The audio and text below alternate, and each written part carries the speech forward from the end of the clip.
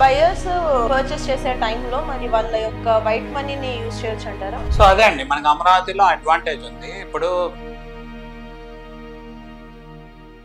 Accounted money, unaccounted money. ఒకవేళ buyer purchase చేసుకున్న తర్వాత ఇన్ మిడిల్ సిచ్యువేషన్ ట్రాన్సాక్షన్ జరుగుతూ ఉండడం మధ్యలో ఆయన మైండ్ చేంజ్ చేసుకుంటే అప్పుడు ఏంటి సిచ్యువేషన్? సో అది చెప్పా కదా, అది దానికి ఏంటంటే ఎమికబిలిటీ ఫ్యాక్టర్ అనేది చాలా ఇంపార్టెంట్. ఇప్పుడు ఎమికబిలిటీ ఫ్యాక్టర్ అంటే సో ఇప్పుడు కన్స్ట్రక్షన్ కాస్ట్ వచ్చేసి అమరావతిలో ఎలా ఉంది సార్? అమరావతిలో కన్స్ట్రక్షన్ కాస్ట్ ఎక్కువ పడింది. ఎందుకంటే అగ్రికల్చర్ ల్యాండ్స్ కదా, మామూలుగా అమరావతి క్యాపిటల్ కోసం తీసుకున్నారు.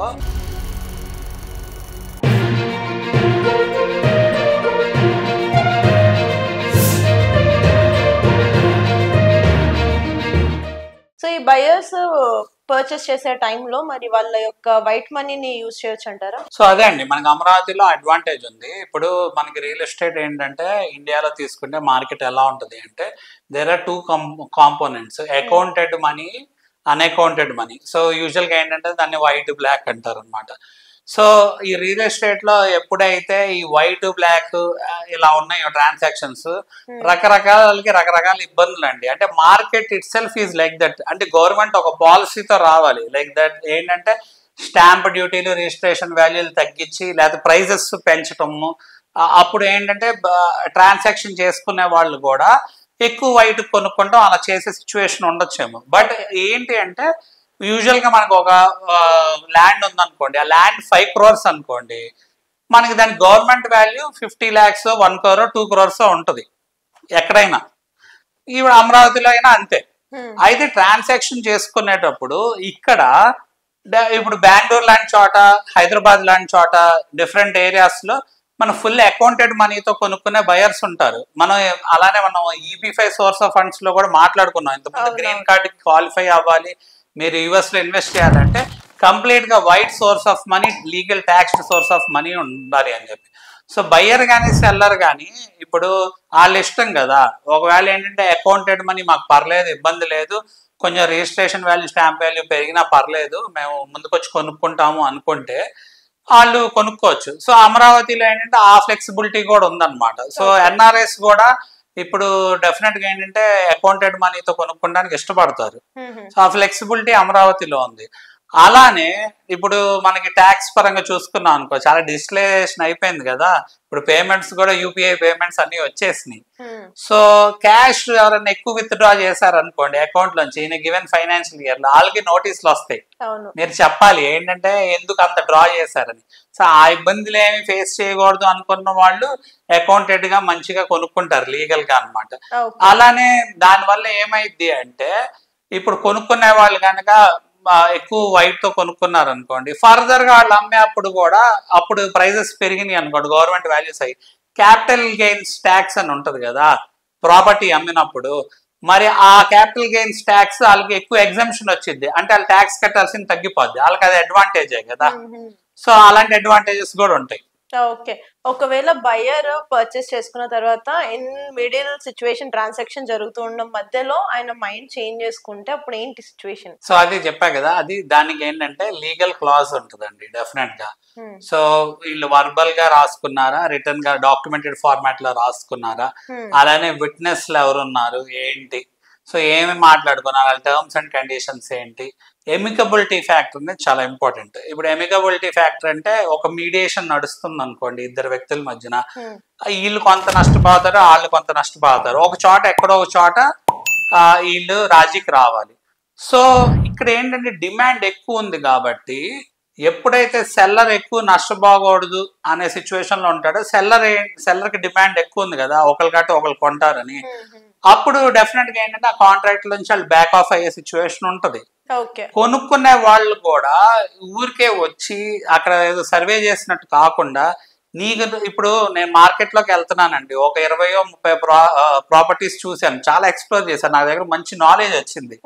బట్ ఏంటంటే డబ్బులు లేవు, ఏం ఉపయోగం, దానివల్ల ఉపయోగం లేదు కదా. సో సర్వే చేయాలి అనుకున్న వాళ్ళు కూడా కొంత నాలెడ్జ్ డెవలప్ చేసుకోవాలి, ఎక్స్ప్లోర్ చేయాలి. బట్ ఏంటంటే డబ్బులు వాళ్ళకి నిజంగా రేపో ఎల్లుండో వస్తున్నాయి, లేదా నెక్స్ట్ 15 days లో వస్తాయి అన్నప్పుడు వాళ్ళు వెళ్ళి ప్రాజెక్ట్స్ చూసి ఏం ప్రాజెక్ట్స్ మనకు సెట్ అవుతాయి, మనకు వచ్చే డబ్బులు ఎంత అనేది చూసుకోవాలి. అలా కాకుండా బయటకి వడ్డీలకి తెచ్చి లేకపోతే మేము ఏదో ట్రేడింగ్ చేసుకుంటామనో ఏదైనా ఇరుక్కుపోయారనుకోండి, అప్పుడు వాళ్ళకి మనీ రియల్ ఎస్టేట్ ఏంటంటే మనీ రొటేట్ అవ్వక ఇబ్బందులు వచ్చే సిచ్యువేషన్ ఉంటుంది. కాకపోతే అమరావతి మార్కెట్లో ఏంటి ఇప్పుడు మొత్తం రైజ్ లో ఉంది కదా, చాలా మంది ఏంటంటే కొంతమంది ట్రేడింగ్ చేస్తారు, అంటే కొనుక్కొని మళ్ళీ అమ్ముకుంటారు, కొంత మనీ కలుపుకొని అమ్ముకుంటారు, దానికి అలా కూడా చేసే వాళ్ళు ఉంటారు. అయితే ఎప్పుడైతే బయ్యర్ సెల్లర్ మధ్యన మాత్రం ఏదైతే ట్రాన్సాక్షన్ జరుగుతుందో దాంట్లో అకౌంటబిలిటీ ఉండాలండి.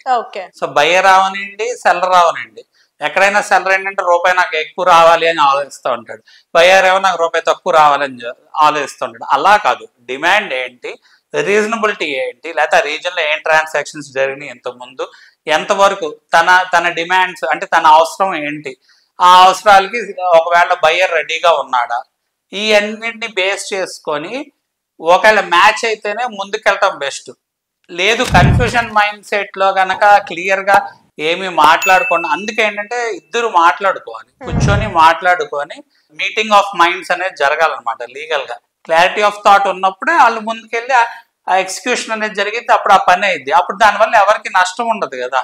ఎగ్జాక్ట్లీ. లేకపోతే ఏంటంటే ఇట్స్ లైక్ ఎ ఫ్రిక్షన్ అన్నమాట ఇద్దరి మధ్యన. సో ఇప్పుడు కన్స్ట్రక్షన్ కాస్ట్ వచ్చేసి అమరావతిలో ఎలా ఉంది సార్? సో మామూలుగా ఏమైందంటే అండి, అమరావతిలో కన్స్ట్రక్షన్ కాస్ట్ ఎక్కువ పడిద్ది, ఎందుకంటే అక్కడ అన్ని బ్లాక్ కాటన్ సాయిల్ అగ్రికల్చర్ కి చిన్న అగ్రికల్చర్ ల్యాండ్స్ కదా మామూలుగా అమరావతి.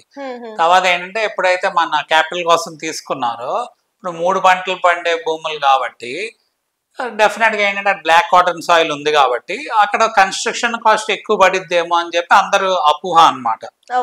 అయితే ఈ బ్లాక్ కాటన్ సాయిల్ అనగానే కొంత కన్స్ట్రక్షన్ లో కొంత ఇబ్బంది ఉంటది, అసలు ఉండదు అంటలే. కాకపోతే మనకి కన్స్ట్రక్షన్ మనం చూసుకున్నాం అనుకోండి, రియల్ గా ఇప్పుడు వచ్చిన టెక్నాలజీలో రాఫ్ట్ ఫౌండేషన్, పైల్ ఫౌండేషన్, అలానే ఏంటంటే 2 కాంబినేషన్ లో కన్స్ట్రక్షన్స్ జరుగుతున్నాయి. ఆ టెక్నాలజీని యూజ్ చేసుకొని మనకి కన్స్ట్రక్షన్ ఫ్యూచర్ లో కన్స్ట్రక్షన్ చేసుకోవాలి అనుకున్న వాళ్ళకి ఏం పెద్ద ఇబ్బంది ఉండదు, ఎందుకంటే ఆల్రెడీ కన్స్ట్రక్షన్ స్ట్రక్చర్స్ కట్టారు కదా, ఇప్పుడు కట్టి రన్ అవుతున్నాయి, అన్ని కూడా బాగానే రన్ అవుతున్నాయి. ఇప్పుడు ఎక్కువ కన్స్ట్రక్షన్ కాస్ట్ ఉంటే వాళ్ళు కూడా ఇన్వెస్ట్ చేసి వచ్చి మరి ఇక్కడ ఆపరేషన్స్ అమరావతిలో ఆపరేషన్స్ ఏమి చేయరు కదా, ఎడ్యుకేషనల్ ఇన్స్టిట్యూట్స్ అవనండి, గవర్నమెంట్ కాంప్లెక్స్ కూడా ఆల్రెడీ కట్టి నడుస్తున్నాయి కదా. సో రాబోయే కూడా ఐకానిక్ స్ట్రక్చర్స్ అంటే పెద్ద 50 floors ఐకానిక్ స్ట్రక్చర్స్ కూడా రాబోతున్నాయి అంటే కన్స్ట్రక్షన్ ని ఎకనామికల్ గా ఉన్న టెక్నాలజీని యూజ్ చేసుకొని కన్స్ట్రక్షన్ జరిగిద్ది. సో జరగడం వల్ల ఏమి మనం ప్రైస్ ఏదో ఇంక్రీజ్ అయిపోద్ది, ఎక్కువ అయిపోద్ది, వేరే చోట కంటే ప్రైస్ ఎక్కువ అయిపోద్ది అమరావతిలో అని చెప్పి ఒక పొలిటికల్ బ్యాడ్ ప్రాపగాండా చేయటం జరిగింది. సో ఆ సిచ్యువేషన్ అయితే ఉండదు. సో చూసారు కదండి, Amaravati is a never ending topic as of now, ఒక ట్రెండింగ్ సినారియోలో ఉంది కాబట్టి ఇంకా ఇక్కడతో అయితే ఇంకా క్వశ్చన్స్ అయితే కంప్లీట్ అవ్వలేదు. మన నెక్స్ట్ ఎపిసోడ్ లో ఇంకా మరిన్ని ఇంట్రెస్టింగ్ క్వశ్చన్స్ తో మీట్ అవుదాం. Till then stay tuned to social post TV and thank you so much for ఈ వీడియో కనుక మీకు నచ్చినట్లయితే వీడియో లైక్, కామెంట్, షేర్ చేయండి. ఇలాంటి మరిన్ని ఇంట్రెస్టింగ్ వీడియోస్ కోసం మా ఛానల్ ని సబ్స్క్రైబ్ చేసేయండి.